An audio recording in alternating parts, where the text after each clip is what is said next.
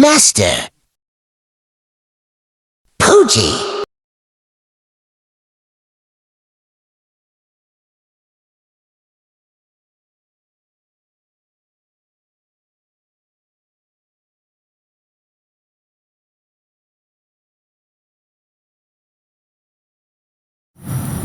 Hello guys, I'm Master Pogi. Ang video natin for today about doon po sa pagbubulkais ng tubeless. Tatlong kampo dahil ang natin para ng pagbulkais sa tubeless. Una po, pasak. At pangalawa po, pats. At pangatlo po, luto. Ano po ang pagkakaiba nila? Sa pasak po kasi, papaliwanag ko po sa inyo. Yung pasak po mabilis ang pag-vulcanize po yun. Kasi tututok mo lang doon sa butas, papasak mo, tapos na po. Kahit di mo natanggalin yan sa kuwan ng sasakyan papasakan lang naman, mabilis lang po yan. Ang nagiging problema po sa pasak, yung maliit na butas po, lalaki lang po ang butas nun. Ngayon, pag sumingaw, tatanggalin mo yung pasak, malaki na po ang butas nun.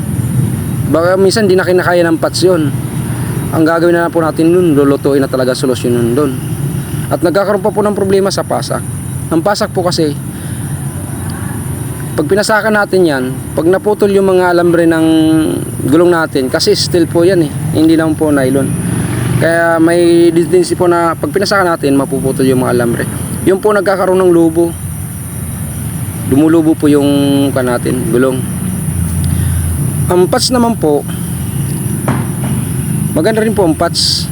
Ang natin sa patch kasi lang po, pag umiinit yung gulong, yung tumatakbo ang gulong, kusa pong natatanggal yung dikit ng patch.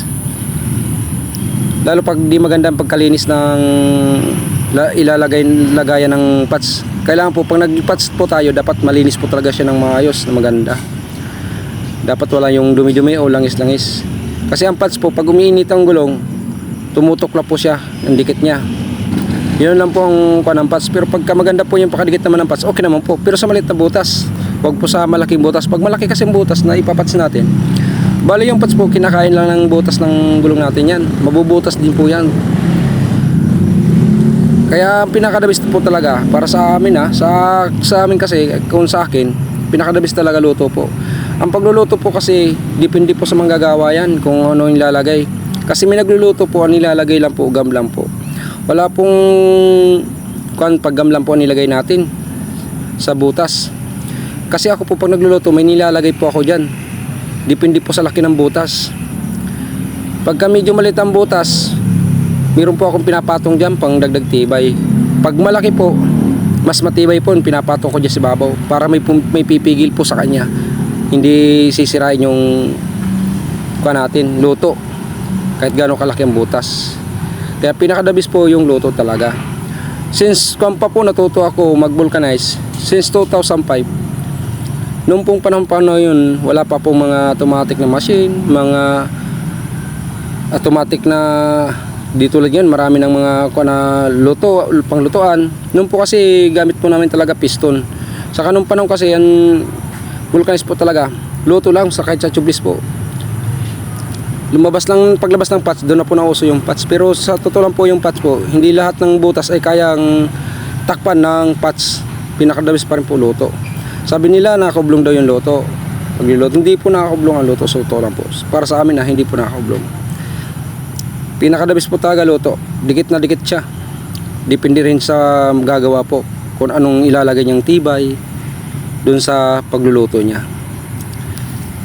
Kaya sa akin, pinakadabis luto.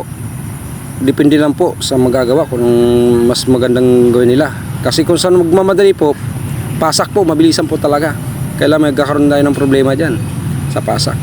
Nagkakaroon ng lobo yun pagdating ng araw. Pag sumingaw yung pinasakan na natin, pagdating ng araw, wala na pong solusyon kundi lulutuin din po yan. Bagsak din po sa pagluluto.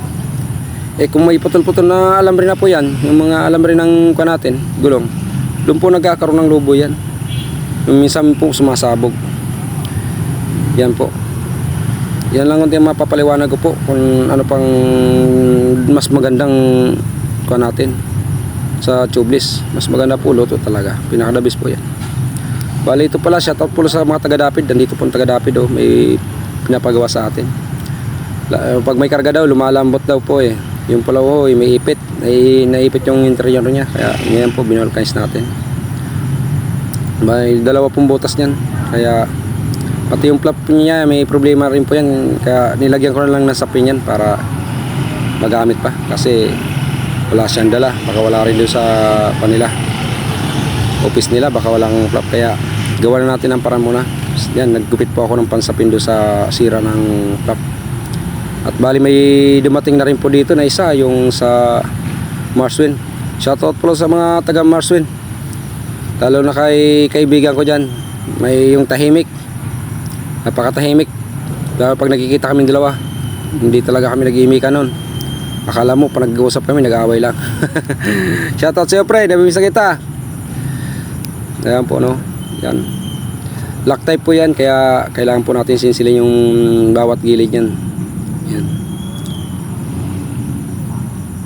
Para matanggal natin yung kanyan. Yan. Medyo dikit na rin po yan. Yan din po, ilang butas din po yan.